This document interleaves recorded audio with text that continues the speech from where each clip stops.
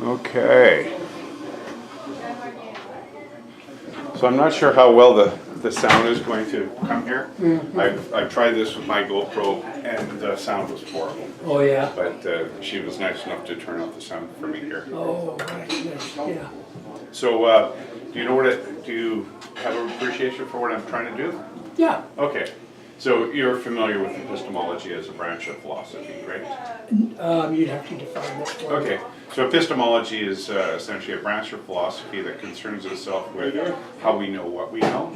Okay. So how we come to believe in the things that we do, and how we know that things are true.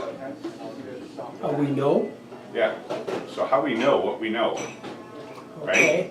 So it's... Not how we believe what we believe? Well, that's part of it too, right? Okay. Because, you know, some people would say that we don't choose our beliefs. That beliefs are the accumulation of knowledge, which forms the larger context, which we then call belief. You know what I mean? So we can have beliefs about things, but they're not, you know, they're not, we don't come about them instantaneously. We can't say, you know, yesterday I didn't believe in witches and today I do. You know what I mean? Like, beliefs come as an accumulation of knowledge over time. Okay. Does that make sense? Up to a point, sure, Okay, sure. well, so what would your definition say of a belief be? I would think I could change my belief in this instant. Is that right? Yeah, that it would maybe be a part of an accumulation, Okay. but there must be an instant to go from no belief to belief or something. I mean, but that's just a thought. Not particularly important in the discussion, I think. Well, it depends on what you want to talk about. Yeah, right, yeah. I'm not too interested in the pickiness of it. No, okay. I'm into broad strokes, I think. Okay. So you're not I mean, I like a too hung up definition. on definitions. Yeah, I like a definition to start with, so I've got a concept. Right, of right. where I'm So that going. we don't end up talking past each That's other right. with respect to whatever topic we're on. So the idea here is, you know, so it's a bit of a hobby I've just started, called street epistemology. Okay. So it's, you know, sitting down with people and using the Socratic method to examine a deeply or closely held belief, or beliefs, depending on where you're at. So my question to you is there a belief that you hold closely that you would like to talk about? And it can be anything. In the current time, there was a Facebook page, a Facebook post recently by, I don't know, about that racist, a young man at a religious college, sort of confronting a First Nations elder in his drumming, and Okay. it was taken as a racist Okay. thing, and a number of the comments on Facebook led with, should kick him in the balls. Kick the guy who was making the comment? No, the person who was confronting the racist. Okay. Yeah, The so, offender. that's right, the offender should be physically violated. Okay. And so I have difficulty with that. Okay, so what would you say is the belief, what is the belief that you have behind that? I guess the belief I have is that violence begets violence, Okay. and that it does change people's behavior, but it does it out of fear rather than respect. Okay. So, if I'm hearing you correctly, you believe violence begets violence. What is the ideal that you use as your support for that, I suppose? I think exactly what's happening here. What's that, sorry? I think what's happening right now, that a discussion that to try and find some agreement rather than spend a whole bunch of time on disagreement and division. Does that answer your question? I think so. So, but, you know, I guess what I'm, I mean, that's a great sort of philosophy towards interaction with people, right? So, and you're right, I think this kind of conversation is how we get to that we more sincerely get to the root of what things really are, right?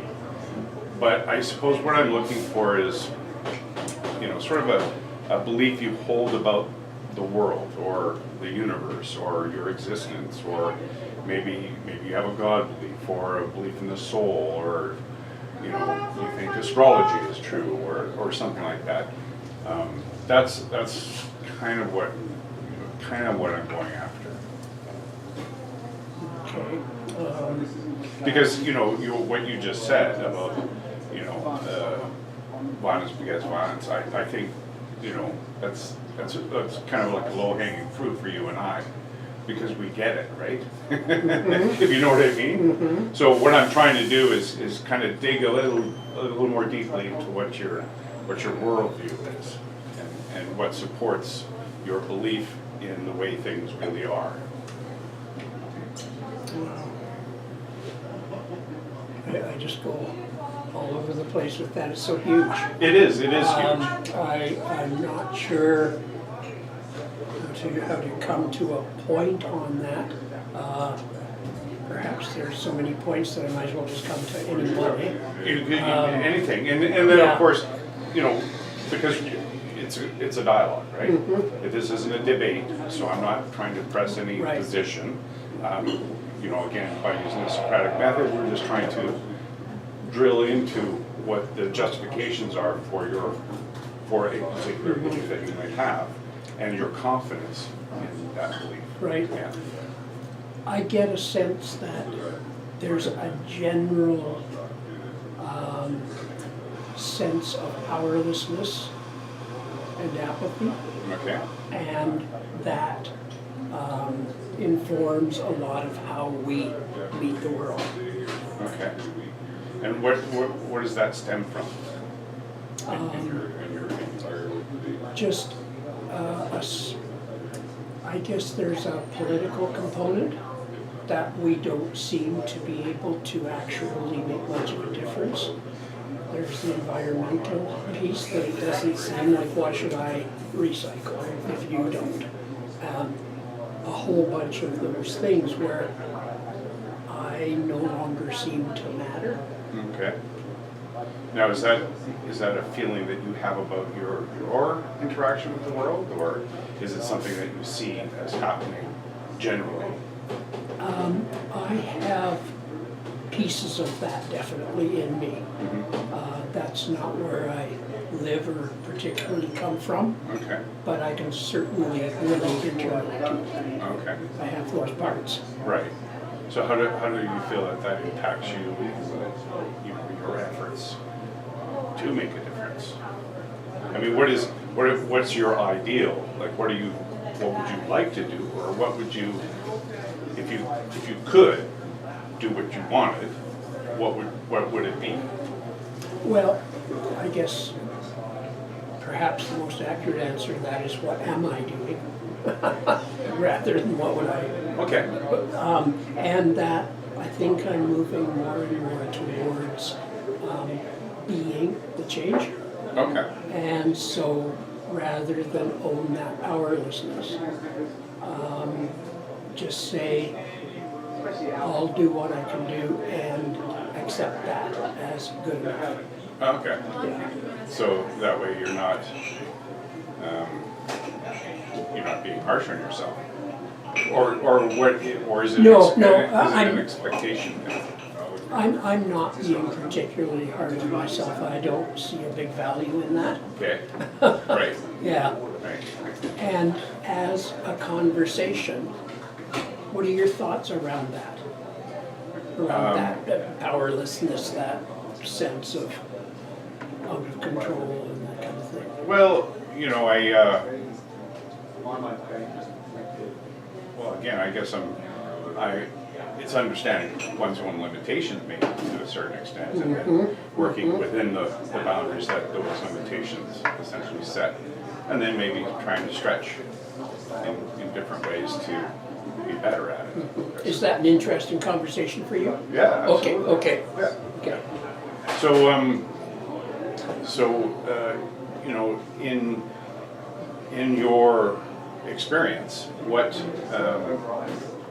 like, how did you get there? How did you get to the point where you're just now accepting? Like, was there a time at which maybe you weren't, that you were a lot harder on yourself? Yeah. There have been a number of times where I thought I was responsible for changing the world. Okay. And everybody's views. Right. You know, and at some time, that showed up as a really arrogant position. Okay. And not very self-serving. Right. Now, was that something you observed in yourself, or was it, you know, an observation made by somebody else that, you know, was, you know, communicated to you at some point, and you went, oh, yeah, maybe he's right. Maybe I should look at this differently. I'm guessing it was a combination. Okay. Yeah, I think that I do attempt to look at myself, but I also am willing to listen to others and observe it. Okay. Is there, Okay. do you see like a wider or a, you know, a larger purpose to the efforts that you're making? Oh, yeah. What would that be? Well, the negative side is if I don't take some control, if I don't think that I'm making a difference, all those things, it seems pretty useless to be here or to do anything. But on the flip side, I take it as a challenge. In that way, I am somewhat competitive and try and beat my personal best as I go along, and that changes what it looks like from time to time, but it's still moving in that direction. Okay. What do you see as the benefit to that? I think it's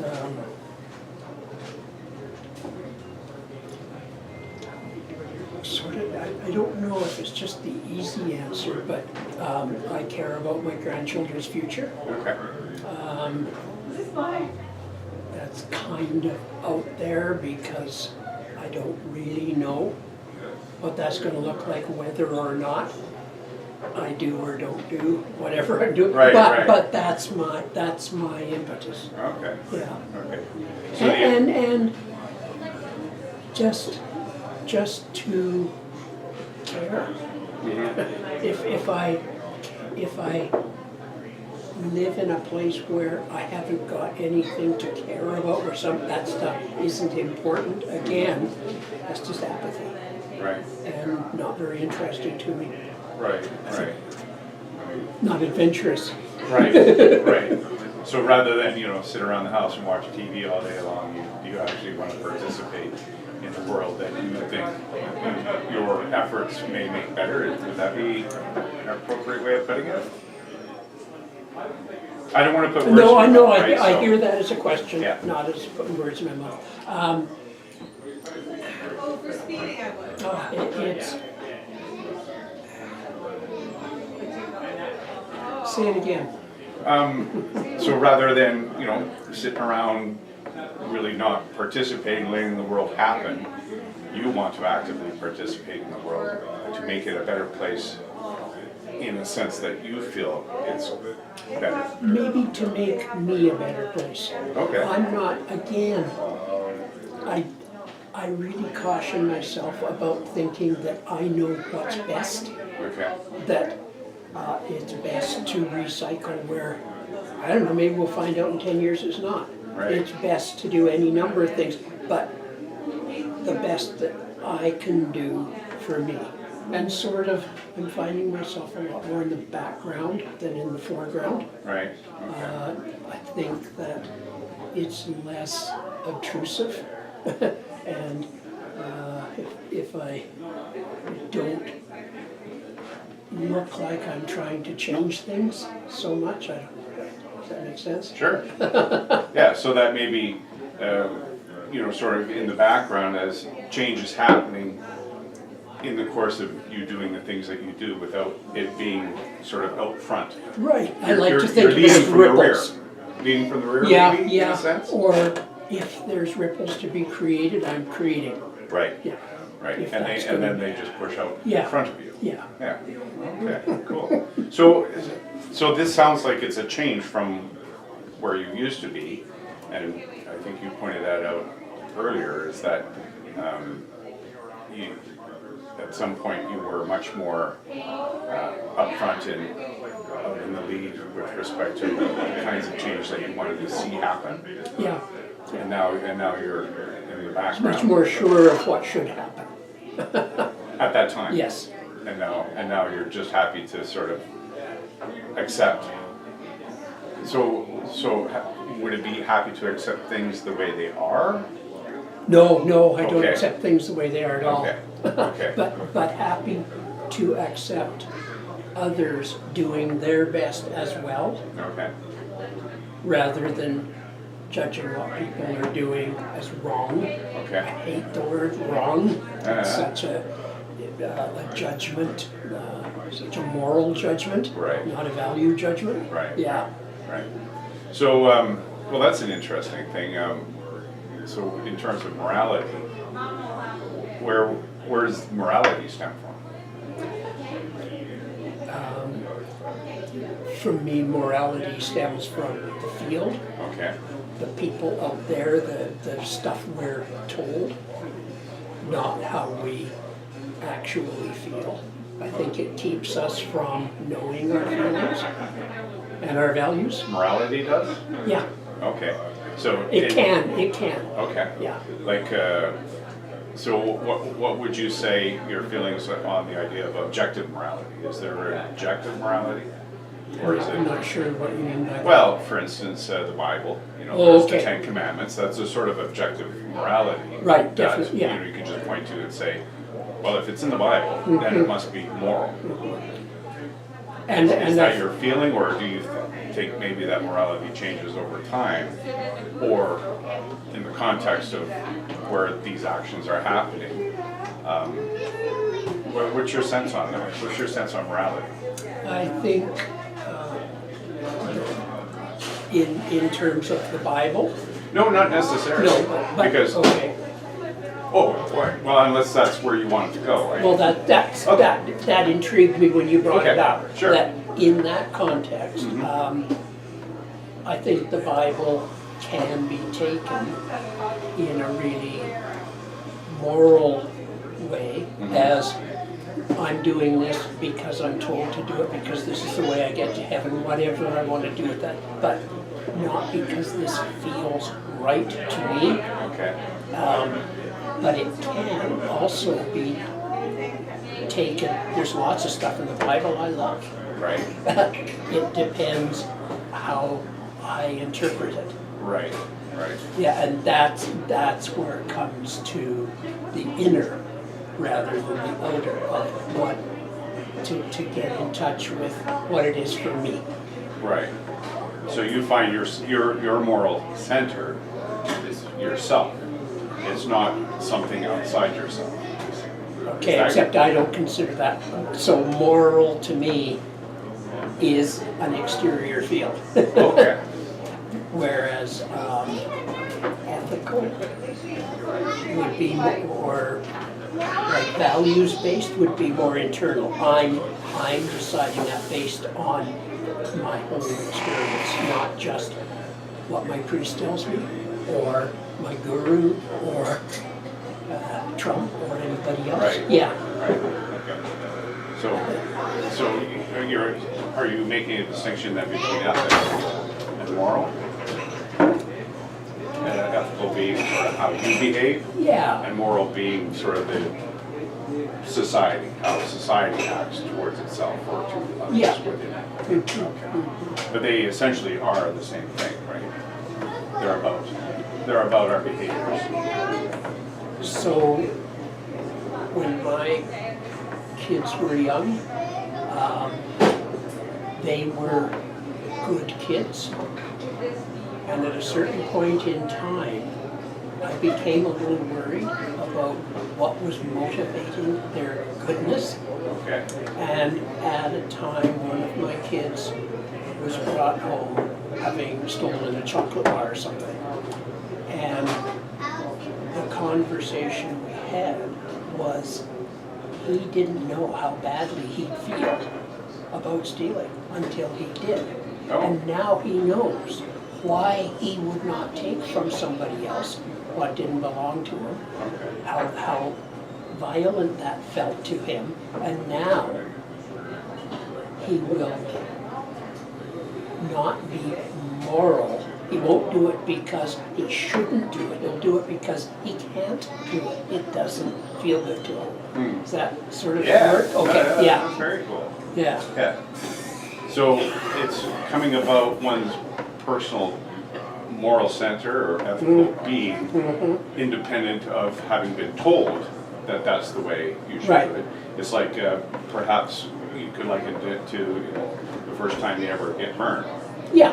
Your mom always says, "Don't touch the stove; it's hot. Don't touch the stove; it's hot." Yeah. Well, what do? You touch the stove, you get burned. You find out it's Oh, hot. that's what's hot. That's what's hot. That's how it feels. Right. I Right. want more of that. Right. Yeah. So that you can sort of get a sense that that's where morality and ethics actually really come from.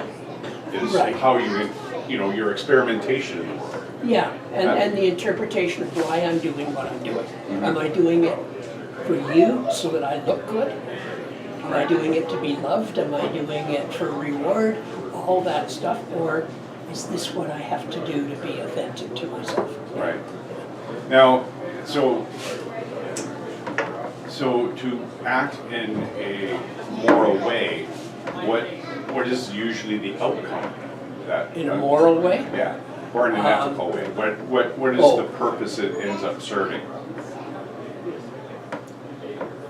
So, in a moral way, it ends up justifying whatever action I do by using that field as my Bible. Okay. That's what I'm supposed to do. That's what I was told to do the way you're interpreting it. But that doesn't that manufactures a way of not being authentic and creates this sheeple place Right. of that homogenized, everybody else does this, I'm better fitting. So, It does, yeah, for sure. Are there circumstances or situations, or even historical scenarios where people thought they were acting from a good moral center, and later it was sort of agreed that that was not the case? absolutely, and that's where I was going earlier, saying Right. I have to continually watch that I don't think I'm right. I think I'm doing the best I can and I can be proved wrong. Right. That wasn't a very favorable way to go, yeah. So how does one figure that out? I think by looking at what I want to accomplish, Okay. and if we do the best we can to try and accomplish the best outcome for all. Okay, and that's what I was actually trying to drill to. Okay. Is the objective of what we would consider good moral behavior, good ethical behavior. The object or the thing that it serves is the greatest good. Would you agree? From a highfalutin place, yes. From a highfalutin place. Yeah. So how about a lowfalutin place? Well, then I would. Right. Okay. So is there sort of a graininess to moral behaviors that you know, is kind of, you know, like a pixelation, right? Where you look very closely at the Highfalutin idea, and you don't see essentially the forest for the trees sort of thing. Oh, there's definitely a spectrum. Right. And I never suppose that I'm at the top of my spectrum. Right. I'm always playing in here somewhere, hopefully not too far down. Right. But I find myself here every once in a while when I'm trying to move that. Right, Sure. Yeah. Yeah, and the definite spectrum, yeah. Cool. Right on. How, so, you know, so is the Highfalutin place the best place to sort of view overall our sort of moral behavior or moral spectrum? Like how often do we go there in order to, you know, reflect on the everyday sort of moral behaviors that we engage in? I mean, I think that my ideal would be to just stay there. Okay. I don't think that's realistic, Right. and I don't think it would be very comfortable and other things, but I think that that would be ideal Right. Around my own philosophy. Right. So, you know, because, you know, I think even for myself, I would like to think I'm a moral, a good moral being and sound ethics. But certainly if, on occasion, maybe I had an opportunity to make a claim on my tax that, you know, is questionable. Right. So, you know, how do those small acts fit into the larger perspective? And is there sort of a balancing act that I was really good in this instance, so it kind of forgives me for the little transgression I made here? Right. Because all in all, hey, it balances out. I'm a reasonably ethical and good moral person. Right. What do you think about that kind of thing? Oh, Because it becomes an equivocation, right? sure, absolutely. Yeah, It so- becomes an excuse Right. that I recycled, therefore I can use plastic grocery bags. Right. And it's sort of, sure, you can do that. Right. How is that for you? Yeah. That's the end product. Right. Is what goes on within you when you do that. And it's usually a bit of, but I was able to get a plastic bag and not have to carry all these things separately. Right. Or not have to bring my own bag, which I forgot. Right. We make excuses. So how do you think humans, you know, came about having a moral center?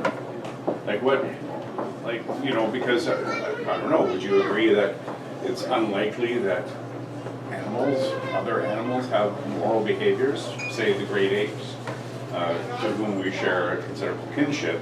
Do you think that they have maybe rudimentary moral behaviors, or? Sure. Yeah?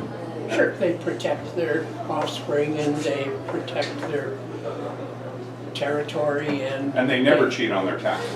they never That's right. And they don't steal pencils from your office. Yeah. But they may sling poo. Yeah, that's right. Okay. Yeah.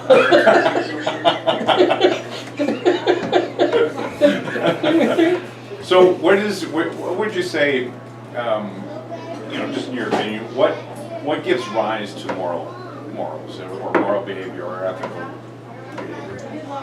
Is it a purely mental thing, or is it an exterior thing? Because remember we were talking about, you're saying the moral thing is sort of the scene of what's out there, right? And then your ethical behavior is how what you do reflects against that as a, I think it's more environmental. right? I think we do always identify with the field. And we do need to be in that society. We can't, or else we just go up the mountain by ourselves. Right. Most of us don't do that because we are generally evolved to be in relationship. So we need to have certain manipulative behaviors to stay in that relationship. Right, right. Because in a sense, it is to our own benefit that we get along. Well, it ends up about survival. Right. That's the bottom line, I think. Yeah. Yeah. No. And that's what we're wired to do, and so we develop behaviors around our survival, and some of them are positive and some are negative in the field. And Right. we learn those pretty quickly. Right, right, right. Some to a greater extent than others. That's right. And I think It becomes the pretty more- clear that murdering people is a bad thing all around. Not to the person without morals or Right. ethics, you know, the amoral, maybe it's nothing. Right. Again, that's how we were conditioned from the get-go.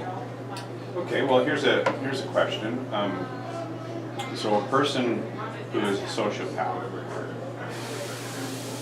who don't have that sense of empathy for other people, where are they moral?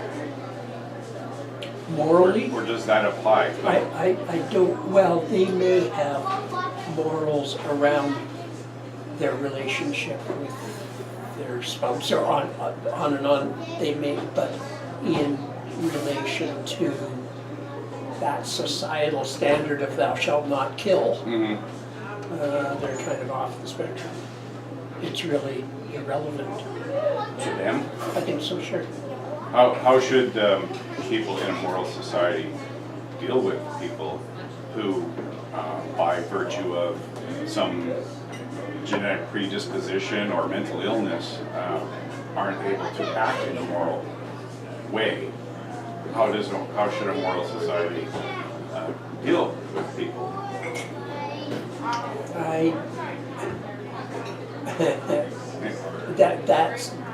That's exactly where I started, is the same way, basically the same way we would want to be treated if we were racist, if we were drug addicts, if we were whatever hypocritical behaviors we have and stuff. In my opinion, some people need the established, you know, the facility where there's support, and they're basically held against their will, but for the good of society. Right. That's a pretty tough call. Right. Like, who gets to be that God? But our society kind of demands safety to that degree, survival again, and we have to come up with something, but hopefully, but that's where there isn't much evidence that we are very skilled in that area. In which area? The area of how Address that? to change your behavior in a positive way. Okay. Again, a neat story. One of my boys went to Taiwan many years ago and became a teacher in Taiwan. And I'll leave her with you. he found that he had a class that he had a responsibility to having them learn a certain amount of data. And that's very important in Taiwan. And if somebody acted up, they were taking away from the class. And that had to be dealt with. The way it was dealt with in Taiwan is that kid was told to go out in the hall where there was a guy in full battle fatigue, and the guy would sort of rough him up, and he had a machine gun, and this whole thing scared the shit out of the guy. And a varying amount of violence. The kid would come in, and sure enough, he behaved. And so I was talking to Rich about this, and saying, so is that how you want people to behave? Because they're afraid of you? Or do you want them to behave because it doesn't feel good not to, because they respect the field and how everything works? Right. you got a choice. Which one do you want to make? We seem to make the one about fear. Right. That if you're different than me, I want you just gone. Right. Yeah. And again, that could be taken as the morality as delivered by a sacred text, or That's as the right. morality that is discovered by individuals within a larger society. Sure, Society, right? sure. Okay. Yeah, and I think many sacred texts and gurus and all that have a big part of the answer. It's what I do with the answer I get from you. Right. Do I take it in this context or this context? How do I want to make it fit into what I'm capable of doing? Yeah, you know, like personally, I've struggled with that sort of delivered morality that would come out of, say the Bible, because you think about the Ten Commandments. There's thou shalt not kill, thou shalt not steal. I mean, those things seem perfectly obvious. Like, was it okay to kill and steal before the Bible came along and delivered unto the people this objective morality? Right, that said, right. no, these things are actually bad. Yeah. Well, and even that. Bad is again that normative. There are times when you can come up with them right now where killing is the right thing to do. Is what you would do in this situation. It's not always black and white. Right. That's why we need to gain our own compass rather than me just adopt yours. Right. Yeah. Right. That I'm going to need some time in my life to make a really strong decision about something that's really difficult, and am I going to be able to do that? Right. Or am I going to have to wait till I get the Bible in my hand or the guru beside me or whatever else I use as my touchstone there? Right. Yeah.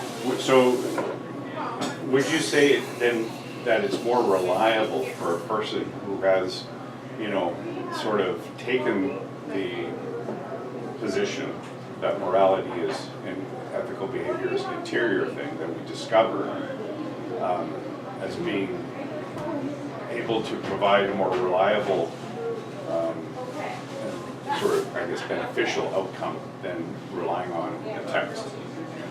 I think that depends on the person. Yeah.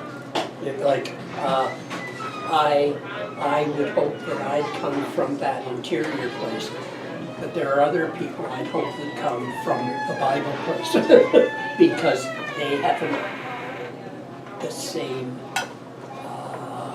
compass as myself. That doesn't make it right or wrong. It's just different. Yeah. Well, I suppose that the certain passage, the part of the Ten Commandments. What you don't see there is, for instance, thou shalt not have slaves. Right. You know what I mean? So slavery, misogyny, those kinds of behaviors were okay.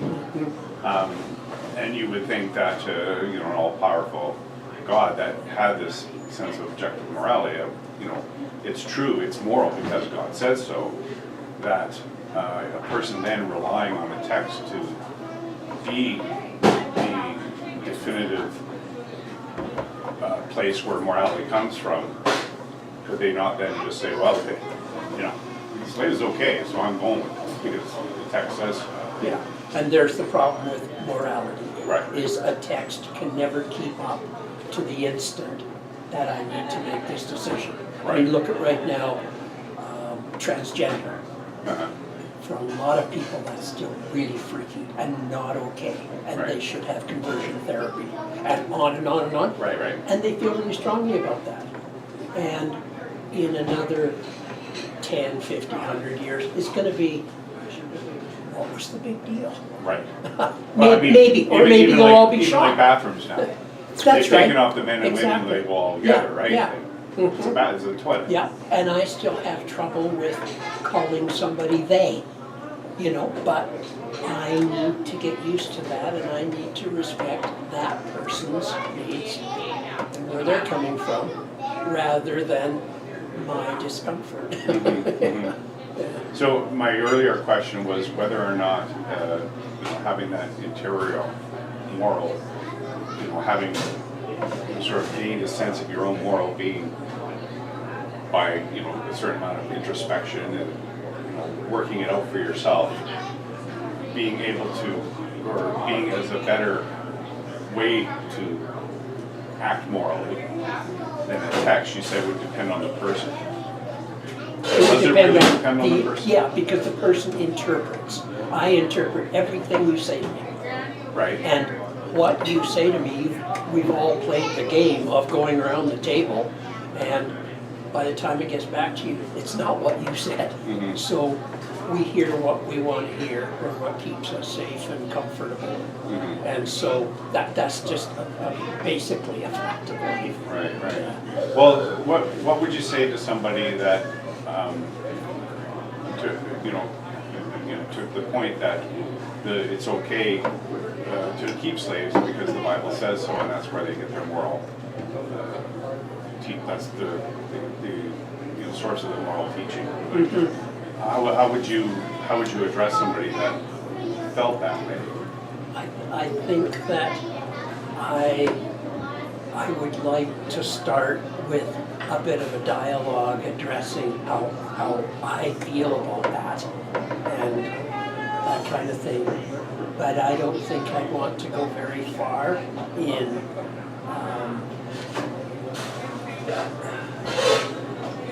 thinking that I could change that person, or that I have a responsibility to change that person, or anything else. It's that, like, that's a fork in the road that's beyond my capacity to have much influence on. Right, right. It's like, if you really think that, okay, I disagree. Right, right. And I vehemently disagree, but that doesn't make you a bad person. Because I'm sure we both understand how if I grew up with an extremely abusive family, I don't know that right now when I get a little disturbed by you hitting you in the face isn't a normal thing. Right. Yeah. Right. Yeah, and Gotcha. if I always had slaves and they were the animals of the field, it's just the way it is. And I don't need these bleeding heart liberals telling me it's different. Yeah. And that's how it's really easy for me to come from that arrogant place of I'm right. No, I don't think I'm ever right. I think I have an opinion, and I think my conditioning takes me there and on and on and on. But, Right, right, right. it doesn't make you wrong. Right. I think there's, and I've seen, some of the street epistemology videos done by other people who have, broached these more, sensitive topics, right? Like an Aryan, white Right. supremacist, Yeah, and, yeah. and, trying to use street epistemology as a means to not say, I'm right, how do you justify your position? In a comfortable, pleasing, conversational way, so that they come around to saying, I never thought about it that way. Yeah. Maybe my position on this is not as well justified as I had initially thought, or maybe some of the sources of information that I use to tell me that I'm right. Question. Yeah, yeah. And I think that's the strength of dialogue. If we could be non-threatening and non-judgmental, just say, how is this for you? And really hear and talk about it. Give the person room to look at themselves. I think usually we're not able to do that very well. Like, if I'm talking about slaves or white supremacists, it's a really dodgy conversation for me to try and be open about. Right. I'm not really that open about it. That's playing a game, that's not authentic, and you're going to pick up on that. And Yeah. And it's interesting you say that because, there have been situations where well, that question's been asked, like, how do people feel, like, when they're asked, what is the belief that you hold? And then they're led through the Socratic method to come to, do you feel like you're being tricked? You know what I mean? Mhm. Right, sure, yeah. So that's an interesting question, and of course it depends on the situation, I suppose. But what I've seen is that people are genuinely interested in talking about themselves. They like to express their feelings, right? I agree. It's what they believe, of course, is what supports them as a person and who they are when they're out in the world. So, And just to be seen and known is, again, basic human need as far as I'm concerned, and we don't get that opportunity very often. How are you? Fine, thanks. right. How are you? Great. Small talk. See ya. Right. Yeah. And as soon as I say, well, my shoulder's been bothering me lately, you walk away. So we know how phony this is, Right. and on and on. So a real clear dialogue is a wonderful thing, yeah. Cool. So, how do you feel about the conversation we just had? I feel it was really one-sided. Oh, okay. Really? Yep. Oh, okay. Yeah, like I at one time I thought, okay, so how do you feel about this? And you turned it right back to me. Right. And so I'm curious how this is for you, like if you're met with a supremacist, where in this universe do you come from? Right. So, to answer that, I would come from the point of view of having this sort of conversation with somebody. And then, again, trying to find out what the source, drilling down to the source of what those beliefs are, and trying to establish whether those beliefs are justified. You know what I mean? In your experience, have you, in a big issue like those hardcore issues, slaves, supremacy, whatever, have you had much success of your own with somebody with those entrenched ideas? I can't say that I have. And that's why I'm actually working on this as a hobby. Cool. Is because I definitely find a need in my own life to be more open to others. Right. Yes. Yeah. And because there's no way I've got it all figured out. Yeah. So in trying to help other people figure out how they've got there, it helps me figure out how I get here. Right. Yeah. So in a sense, because it's as challenging for me to ask the questions as it is possibly for you or anyone else to answer them. So while I'm the questioner, you're the interlocutor, right? That's how this relationship is established. So for the course of our dialogue, that's the role we take, right? But at the end of it, now, we could say essentially that we've had this discussion, and now it's my turn to be the interlocutor, and you can ask me the questions. That way, maybe it's not so one-sided. But I don't, coming at it, I don't feel it's one-sided because, as I say, it's as difficult for me to come up with the questions. There's a pattern that I follow, but depending on what your responses are, necessitates me thinking about this as much as you do, Right. in order so that we are actually having a conversation, so that we're not talking past each other. Right. And I recognize. We're grokking. Yes. Yeah. I recognize the difficulty I have in coming back to authenticity, to integrity of, am I actually answering this question honestly, or am I telling you what I think would be cool for you to hear, Right. and on that whole place out there. And hearing myself talk is really valuable. I go, Peter, that's bullshit. Right. Yeah, yeah. Right. What are you doing there? Yeah. You know, that's not what this guy's asking Right, for. That's yeah. okay out there, but right now, this isn't, you know, this is. This striving isn't, hi, for- how are you? Yes, that's Fine. exactly. See ya. That's right, Right, yeah. right. And so I think it takes a while to adapt to that new environment. Yes. It's an unusual environment in my own personal experience. Gotcha. Yeah, Cool. yeah, Fair enough. yeah. And it's really valuable and flattering and all kinds of things to have that.